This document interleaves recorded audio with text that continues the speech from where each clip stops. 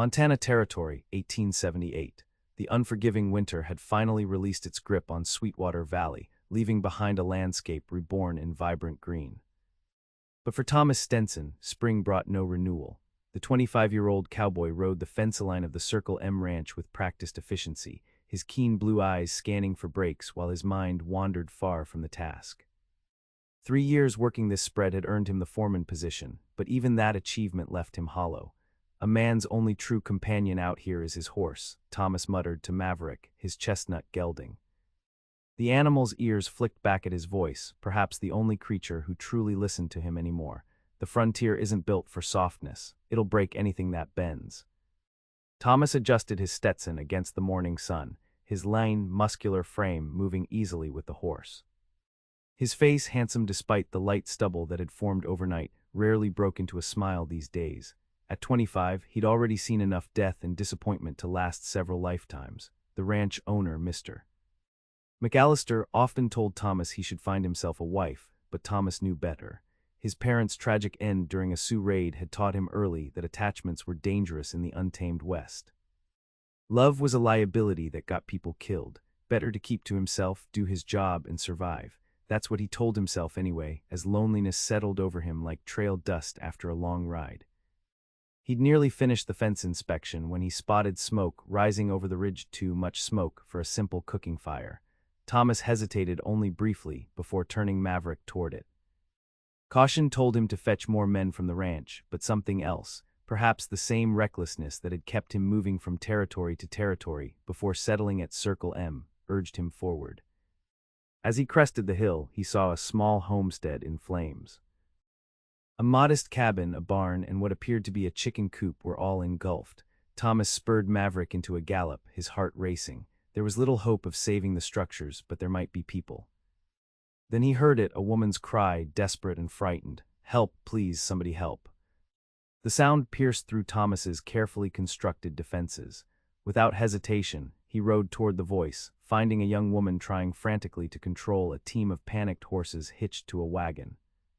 She was losing the battle, the terrified animals rearing and threatening to bolt with the half-loaded wagon.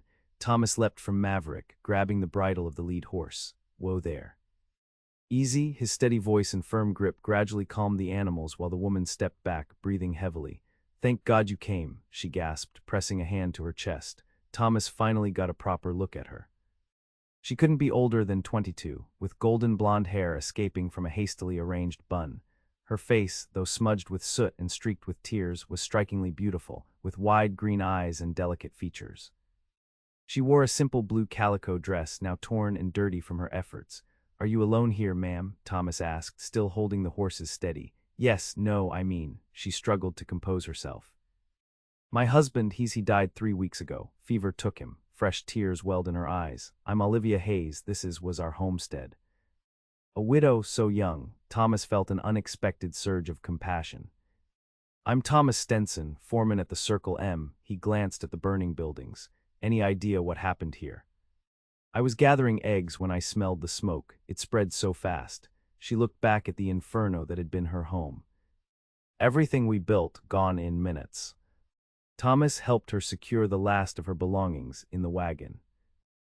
There wasn't much: a trunk, some cooking utensils, a rifle, and a few personal items she'd managed to save. "Where will you go?" he asked, already knowing there were few options for a young widow in the territory. Olivia's shoulders slumped. "I don't know. We came west with no family. Joshua was so certain we could make something of this land." Her voice broke. "Now I have nothing." The wise choice would be to point her toward town, maybe give her a few dollars, and ride away. That's what survival on the frontier demanded: look after yourself first. But as Thomas studied her face, something shifted inside him, like a key turning in a long-rusted lock. "The Circle M might need help with cooking and such," he heard himself saying. "At least until you figure things out. The owner's wife has been complaining about too much work since their daughter married." Hope flickered in Olivia's green eyes. "You'd do that for a stranger?" Thomas shrugged, already uncomfortable with his impulsive offer. Nobody should be left with nothing, not even out here. He mounted Maverick and took the lead rope for her wagon. "Let's go before those flames attract unwanted attention." As they rode away from the smoldering remains of Olivia's homestead, Thomas couldn't shake the feeling that he'd just upended his carefully ordered existence. He'd spent years building walls to protect himself from the harsh realities of frontier life, yet here he was, bringing a vulnerable young widow and all her complications right into his daily world. What Thomas couldn't possibly know was that the fire-consuming Olivia Hayes' homestead hadn't been an accident at all, and the danger that had destroyed her life wasn't finished with her yet.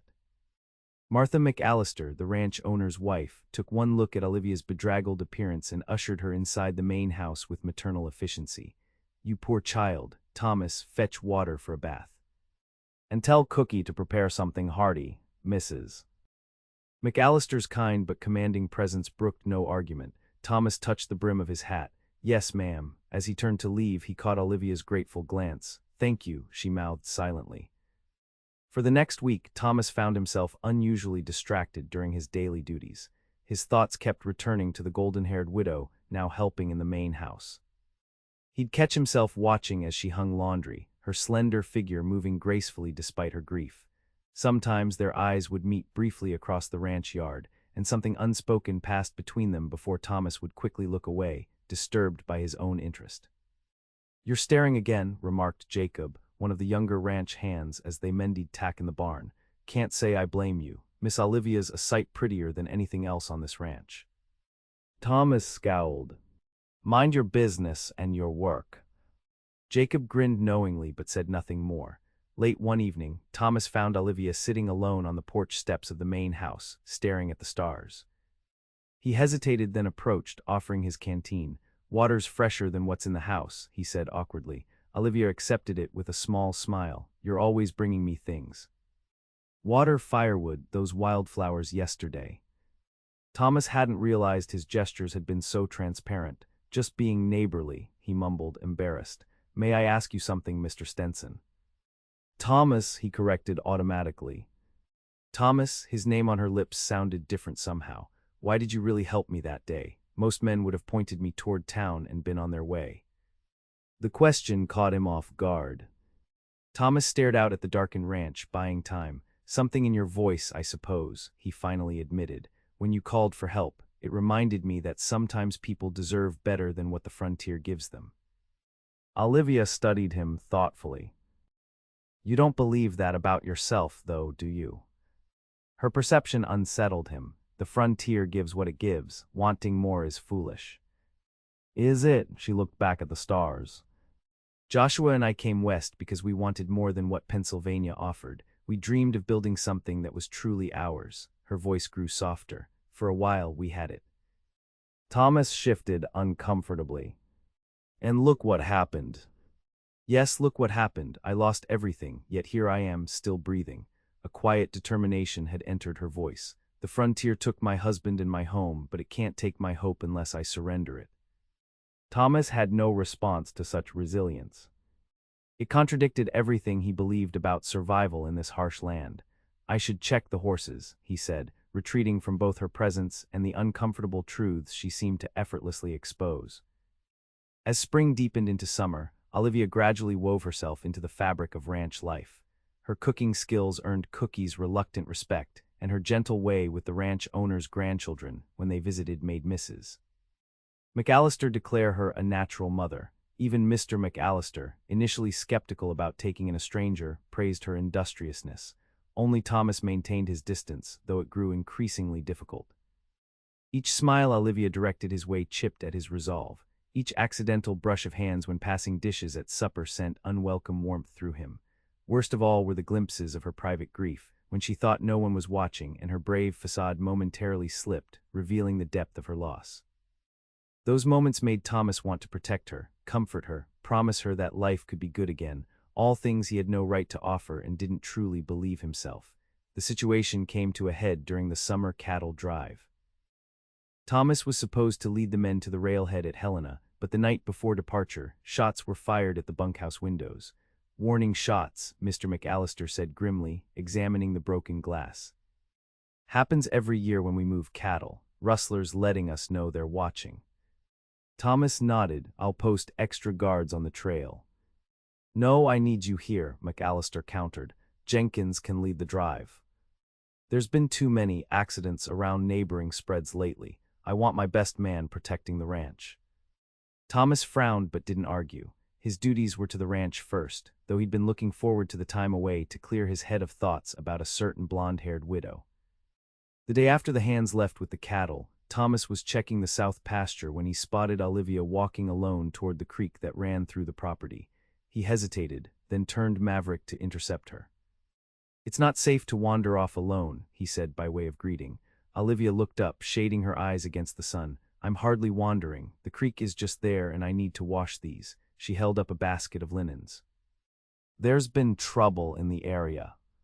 "There's always trouble somewhere, Thomas." She continued walking and he dismounted to follow her on foot, leading Maverick. "You're stubborn," he observed, "and you're overprotective." A smile softened her words. "But I appreciate the concern." They reached the creek and Olivia knelt to begin her work. Thomas stood awkwardly nearby, scanning the horizon out of habit. "You can go about your duties," she said. "I promise not to get kidnapped by outlaws in the next hour." Thomas didn't smile. "That's not something to joke about."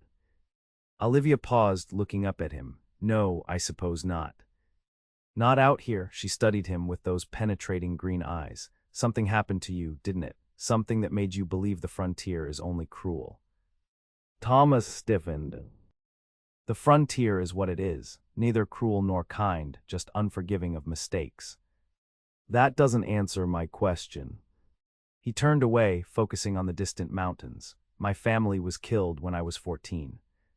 Sue raided on our wagon train. I survived because I was scouting ahead with one of the men." The words came out flat, practiced. "Everyone has a story like that out here." Olivia set aside her washing and stood, moving to stand beside him.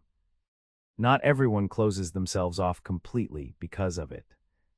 It's safer that way." "Is it?" She touched his arm gently. "You saved me, Thomas. If you were truly closed off, you would have ridden past my burning home." Her touch burned through his shirt sleeve, and Thomas stepped back. "That was different." "Why?" "Because," he stopped, unable to articulate the truth even to himself. Olivia didn't press him. Instead, she returned to her washing, and Thomas mounted Maverick again, mumbling something about checking the rest of the pasture. As he rode away, her words echoed in his mind. If you were truly closed off, you would have ridden past. That night, as Thomas made his rounds of the ranch, he noticed a light still burning in the small room off the kitchen where Olivia slept. Through the window, he could see her writing by lamplight, her golden hair loose around her shoulders. The sight stopped him in his tracks. She looked so vulnerable, so beautiful, so completely at odds with the harshness of frontier life. In that moment, Thomas admitted to himself what he'd been denying for weeks. He was falling in love with Olivia Hayes, and that realization terrified him more than any gunslinger or rustler ever could.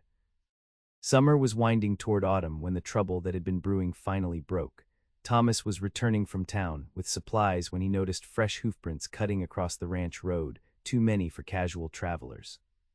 His instincts immediately sharpened. Upon reaching the ranch, he found Mr. McAllister on the porch, face grim. "We had visitors," the older man said without preamble. 4 men asking after the widow woman. Thomas felt his blood run cold. "What did you tell them?" "That we don't discuss our household with strangers." McAllister spat over the railing. They didn't like that answer much, left with some vague threats about returning when the man of the house might be more cooperative. "Where's Olivia now?" "Helping Martha with preserving. She doesn't know about the visitors yet." Thomas dismounted, handing the reins to a stable boy. Description of the men. Hard-looking bunch. Leader had a scar running from eye to chin. Wore city clothes but sat their horses like men used to hard riding. That night, Thomas called a meeting in the bunkhouse with the few hands who hadn't gone on the cattle drive. He just finished explaining the situation when the door opened and Olivia herself walked in. "If you're discussing me, I should be present," she said firmly. The men shuffled uncomfortably, but Thomas nodded. "You're right. Do you have any idea who might be looking for you?" Olivia hesitated. I'm not certain, but possibly men connected to Edgar Wainwright." "Who's that?" Thomas asked. "A businessman from St. Louis. He wanted our land, claimed he had mining rights. Joshua refused to sell." She twisted her hands together. The disputes became heated, then Joshua fell ill so suddenly. You think this Wainwright had something to do with your husband's death? Thomas asked quietly. I can't prove anything, but the day of the fire, I found boot prints by the barn that weren't Joshua's or mine. The implications hung heavy in the room. Thomas exchanged glances with McAllister, who gave a slight nod.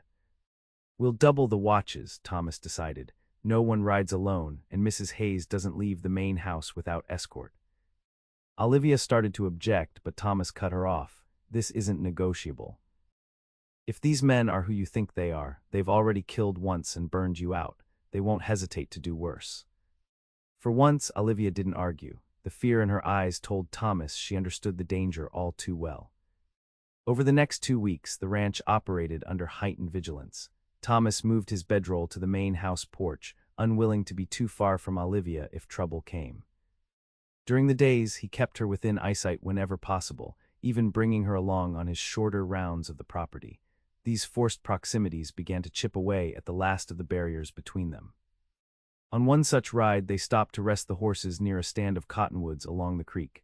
I never thanked you properly, Olivia said as they shared a canteen. For what? For saving my life. For giving me a place here, she looked at him directly, for caring when you try so hard not to. Thomas busied himself checking Maverick's saddle cinch. Anyone would have done the same.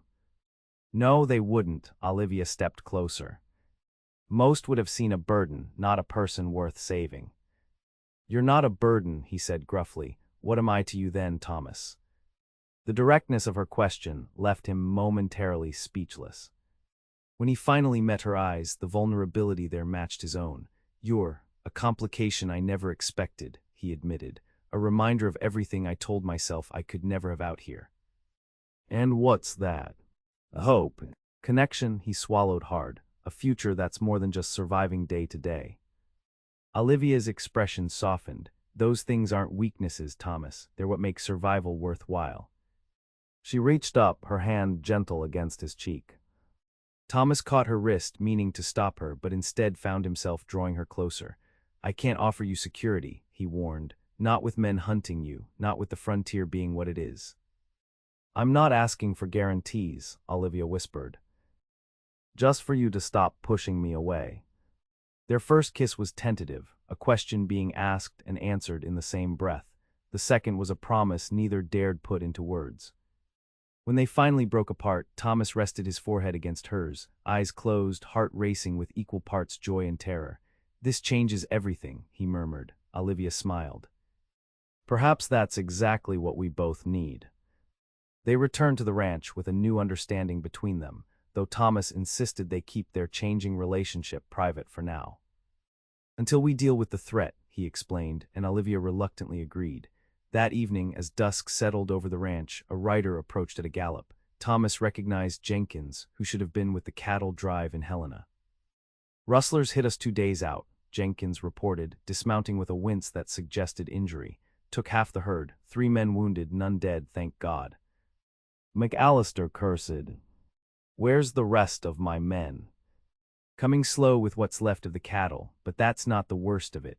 Jenkins handed Thomas a crumpled paper. One of the rustlers gave me this, said to deliver it personal to the ranch. Thomas unfolded the note and felt his blood freeze. Tell the widow we're coming for what's rightfully ours. No ranch hand or cowboy will stop us. E.W. Edgar Wainwright. The pieces clicked into place with sickening clarity. The cattle raid wasn't about the cows. It was a diversion to draw men away from the ranch, away from Olivia.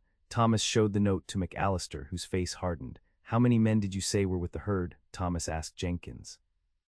8, including myself. And we've got 4 here plus us, McAllister calculated. Not enough if they come in force. Thomas made a swift decision. We need to move Mrs. Hayes somewhere safer until we can deal with this properly. Where? McAllister demanded. Town's a half-day's ride, and I'm not sure the sheriff there could stand against determined men. I know a place, Thomas said, an old line shack in the high meadow. It's defensible with only one approach trail. They'd have to come at us one by one. McAllister nodded slowly. Take her tonight. We'll make it look like you're both still here. As Thomas hurried to the house to find Olivia, a weight settled in his chest. The fragile happiness he'd just discovered was already threatened.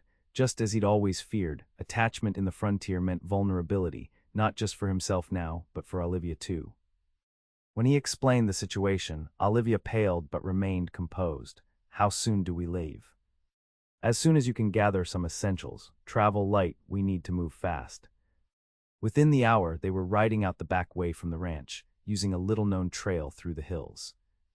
Thomas led the way, constantly scanning their surroundings, while Olivia followed on a steady mare. They traveled in tense silence, the night sounds of the wilderness their only companions. It was nearly midnight when they reached the line shack, a sturdy if simple one-room cabin built into the side of a hill. A small stream provided water, and the single approach was easy to watch. "It's not much," Thomas apologized as he lit the lamp inside, revealing a rough bed, a small table with 2 chairs and a cast-iron stove. "It's perfect," Olivia said, surveying their temporary refuge. "Defensible, just as you said." Thomas busied himself building a fire in the stove while Olivia arranged their meager supplies. The domestic simplicity of their actions belied the danger that had driven them here, creating an illusion of normalcy that only heightened the tension between them. When the fire was crackling steadily, Thomas sat heavily at the table, the events of the day catching up with him.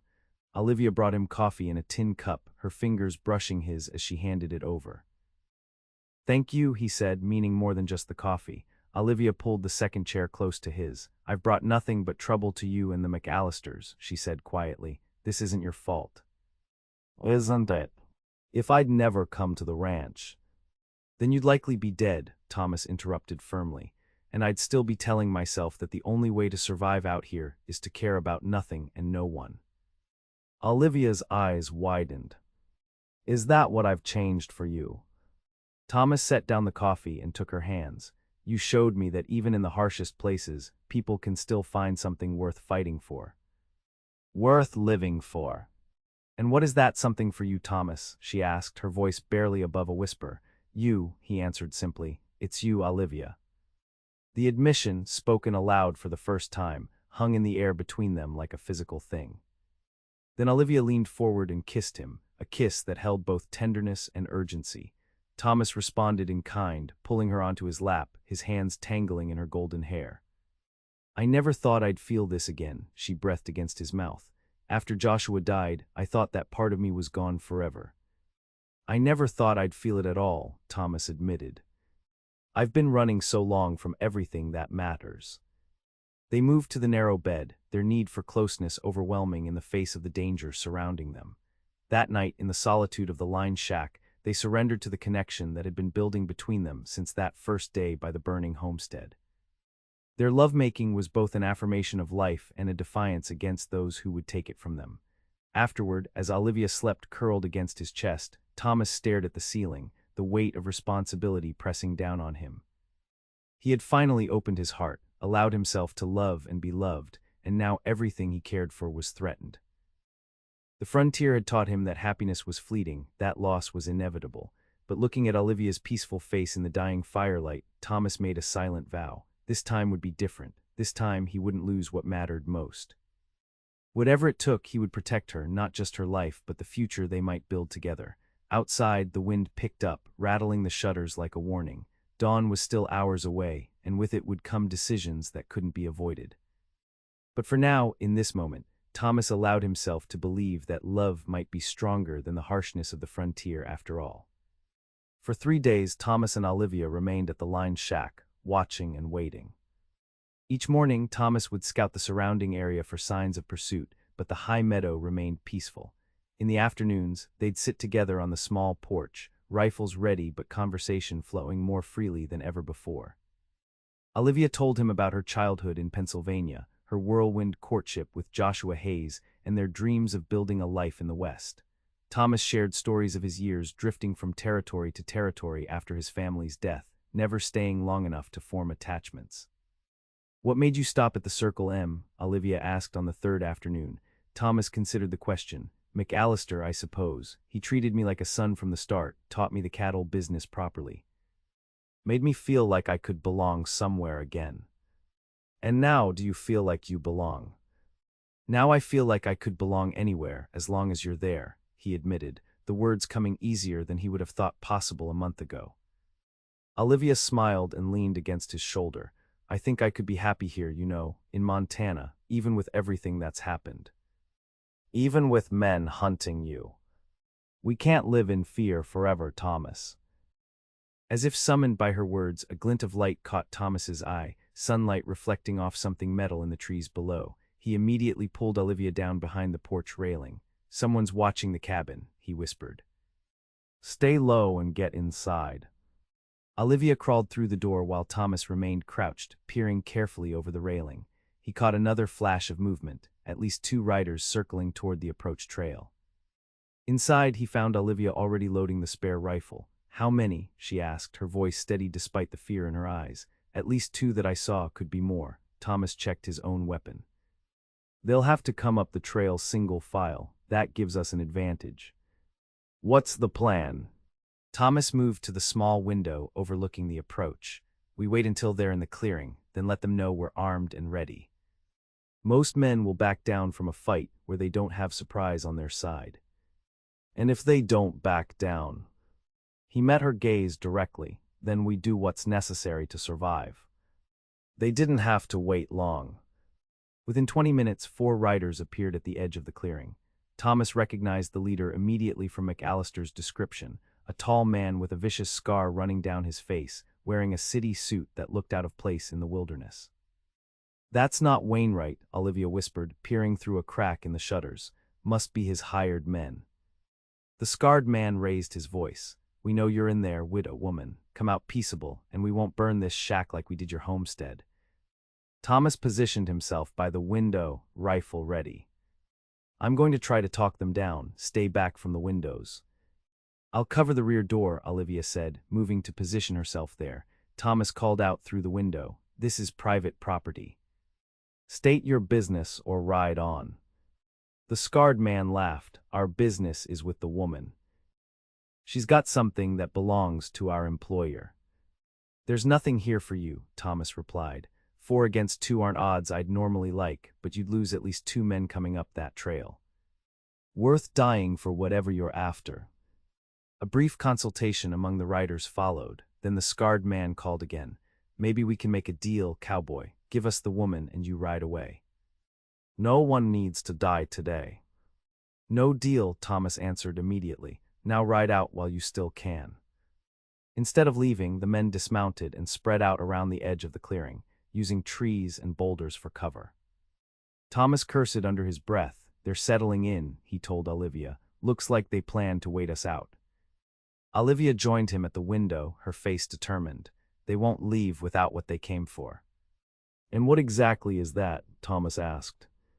You said Wainwright wanted your land, but they followed you here. There must be more to it. Olivia hesitated, then reached into her pocket and pulled out a folded paper. This is what they want. Joshua found evidence that Wainwright's mining claim was fraudulent. He bribed government officials to get rights to land that was legally ours. She handed Thomas the document. With this, Wainwright could go to prison and lose everything he's built. Thomas examined the paper, a sworn affidavit with signatures and official seals. You've had this all along. Even after your husband died and your home burned. I kept it hidden in my boot, Olivia explained. Joshua told me never to let it go, that it was our protection if anything happened to him. Some protection, Thomas muttered. It's nearly got you killed multiple times. It's evidence of corruption at the highest levels of the territorial government, Olivia insisted. It's worth protecting. Not at the cost of your life. A shot rang out, the bullet splintering the window frame inches from Thomas's head. Both he and Olivia ducked down. That was a warning, came the scarred man's voice. Next one goes through the window. Thomas moved to a different position, trying to get a better angle on their attackers. We're outmanned and outgunned, he told Olivia grimly. We need a plan. Olivia's eyes suddenly lit up. The back of the cabin, it's built into the hillside. Is there access to the hill from inside? Thomas nodded slowly, understanding her thinking. A trap door in the ceiling corner. It was for ventilation and escape in case of Indian attacks. If one of us could get up there, circle around behind them. It was risky, but it might be their only chance. I'll go, Thomas decided. You keep them distracted from here. Olivia grabbed his arm. Be careful. Thomas kissed her quickly. Fire a shot every few minutes, make them think we're both still inside. He climbed through the trap door onto the hillside above the cabin, then began a careful circuit through the trees. The afternoon sun worked in his favor, casting long shadows that provided additional cover as he moved silently around the perimeter of the clearing. From his elevated position, Thomas could see all 4 men, the scarred leader and 3 rough-looking companions. 2 were positioned behind large boulders, while another had crawled to a fallen log only 30 yards from the cabin. The scarred man himself remained by the horses, directing the others. Thomas worked his way down until he was directly behind the scarred leader. Taking a deep breath, he cocked his rifle and pressed it against the man's back. "Tell your men to drop their weapons," he said quietly. "No." The scarred man stiffened but didn't immediately comply. "You're making a mistake, Cowboy." "The mistake was coming after her in the first place," Thomas replied. "Call them off or die right here." Perhaps sensing the resolve in Thomas's voice, the man raised his hands. "Boys, stand down, we've got a situation here." The other men turned, startled to see their leader at gunpoint. Slowly, they lowered their weapons. "Now all of you drop your guns and kick them away," Thomas ordered. When they complied, he raised his voice. "Olivia, it's clear. Bring that document out here." Moments later, Olivia emerged from the cabin, rifle in one hand, the affidavit in the other. She approached cautiously. "So you're Wainwright's men," she said, facing the scarred leader. "Tell your employer that his corruption has been exposed. Copies of this document have already been sent to the territorial governor and newspapers in 3 states. This was news to Thomas, but he kept his surprise hidden, maintaining his grip on his rifle. The scarred man sneered. "You're bluffing. If you'd done that, we wouldn't be here." "Why do you think I stayed at that ranch instead of running?" Olivia countered. "I needed time for my letters to reach their destinations." By now, everyone who matters knows what Wainwright did. Doubt flickered across the scarred man's face. "Prove it." "I don't need to prove anything to you," Olivia said coldly, "but you can tell Wainwright something for me. Justice might be slow on the frontier, but it always arrives eventually." Thomas kept his rifle trained on the men. "You're going to mount up and ride out of here. If we ever see any of you in this territory again, I'll shoot on sight." "Clear." The men nodded sullenly. Under Thomas's watchful eye, they mounted their horses and slowly rode down the trail, frequently glancing back as if expecting a bullet. Only when they were completely out of sight did Thomas lower his rifle, his hands shaking with the aftermath of tension. "Are there really copies of that document circulating?" Olivia's brave facade crumbled slightly. "No. But they don't know that. They'll be back once they realize you were bluffing. Then we need to make sure the bluff becomes reality." Olivia's determination was unwavering.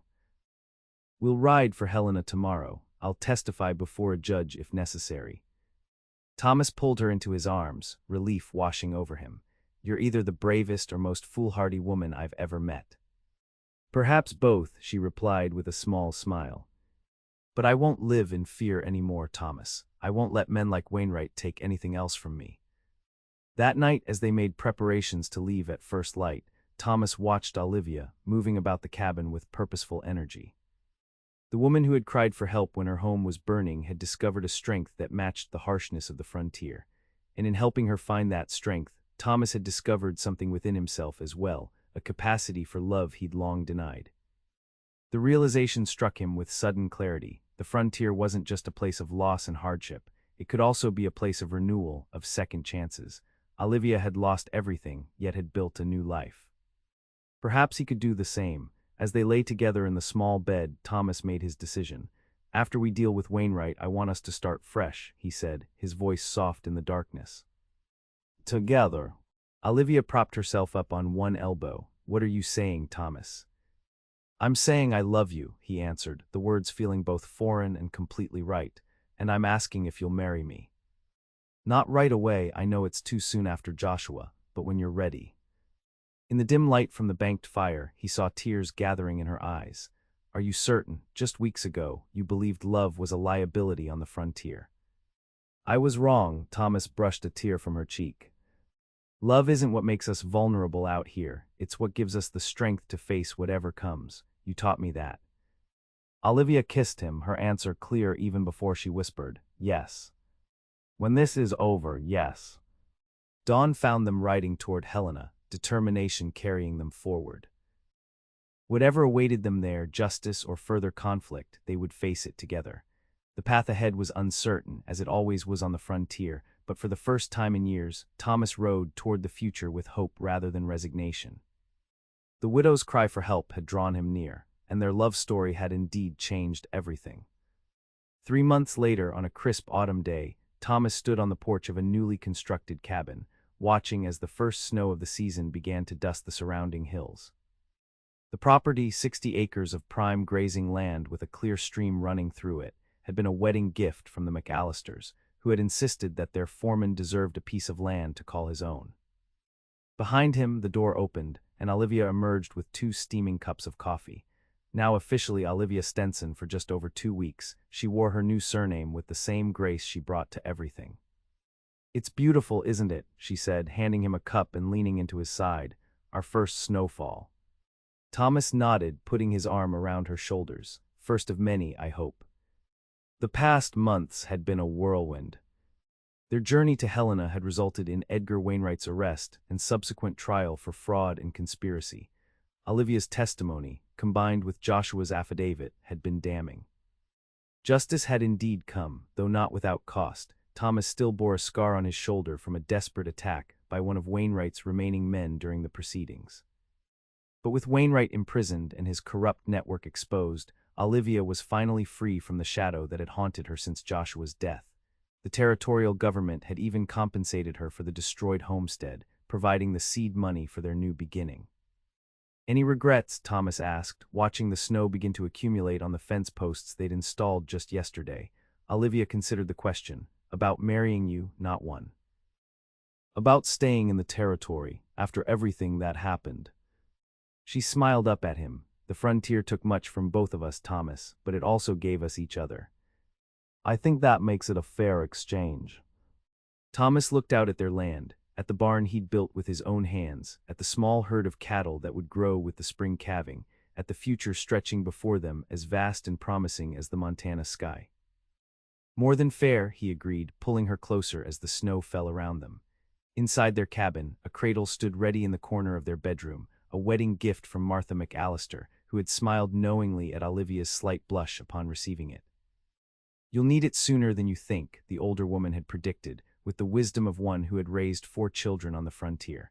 Thomas hadn't allowed himself to think that far ahead yet, but the possibility of children, of a family built on love rather than simply surviving, no longer filled him with dread. Instead, it felt like the natural continuation of the journey that had begun when he'd heard a desperate cry for help and found himself unable to ride past. "I was thinking," Olivia said, interrupting his thoughts, "that we should invite the McAllisters for Christmas dinner. And perhaps some of the Hands who don't have family nearby." Thomas smiled at the suggestion, "Building our own community already." "The frontier may be harsh," Olivia replied, "but it doesn't mean we have to face it alone. That's what I've learned, what we've both learned, I think." As the snow continued to fall, Thomas Stenson reflected on how completely his world had changed in the span of a single year. The man who had once believed that emotional attachments were dangerous liabilities now found himself surrounded by them. A wife he adored, friends he valued, a home he'd built, and the promise of family to come. The frontier hadn't changed. It was still unforgiving, still capable of taking everything in an instant, but Thomas had changed. He discovered that the very connections he'd avoided for so long were what made the hardships bearable, even worthwhile. When Olivia shivered slightly in the growing cold, Thomas guided her back inside their home. The warmth of the stove greeted them, along with the simple comforts they'd created together. A quilt Olivia had stitched draped across their bed. Books Thomas had ordered from St. Louis lined a small shelf. Dried herbs from their first garden hung from the rafters. These weren't just possessions, they were promises, evidence that life on the frontier could be more than mere survival. It could be a life well lived, rich with meaning and connection. That night, as Thomas held Olivia close beneath their quilt, listening to the wind whistle around their sturdy cabin, he made a silent promise to the memory of his lost family and to the future family he hoped to build. He would never again mistake isolation for safety or mistake fear for wisdom. The frontier had taught him that nothing was guaranteed, that everything could be lost in a moment. But Olivia had taught him something equally important, that even knowing the risks, love was always worth the courage it demanded. Outside, the snow continued to fall, blanketing their new beginning in pristine white, while inside, the future they had fought for took root and flourished, protected by the strength they had found in each other.